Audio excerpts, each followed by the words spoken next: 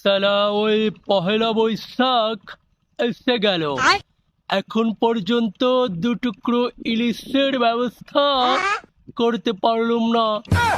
আমার বউটা অনেক আশায় রয়েছে বৈশাখে ইলিশ পান্তা খাবে।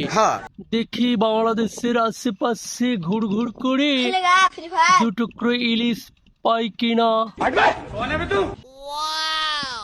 भाई यहाँ पे क्या हो रहा भाई? এই যে বাংলাদেশি দাদা।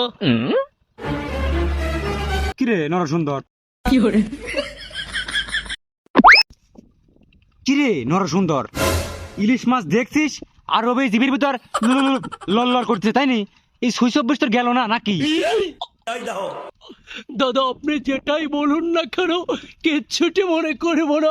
দাদা কৃপা করে আমাকে দুটুকরো ইলিশ দিন না, আপনার বৌদির সাথে পান্তা দিয়ে বৈশাখে খাবো। এই বুঝতে পারলেন কিনা? ও ইলিশ খাবে? জি দাদা, আপনি কৃপা করে দুটুকরো দিলে তো চেটে পুটাই খেতুম। এই বুঝতে পারলেন কিনা? নরসুন্দর, কি পা করে দে তোর ইলিশ মাছ একটু দেবো। তুই কি ইলিশ মাছের দাম জানিস?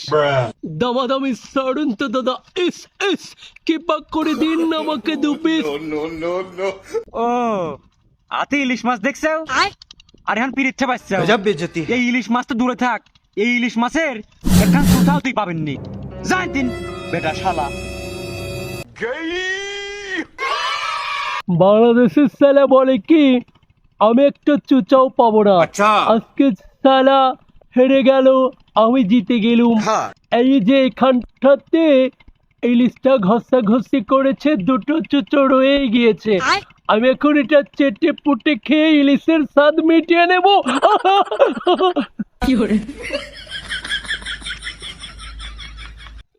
উড়িষ্যাদ উড়িষ্যাদ, দুটো ইলিশের চুচাতেই তো পোড়ান ভরে গেল, আর একটা ইলিশ পেলে তো পাগলে হয়ে যেতুম।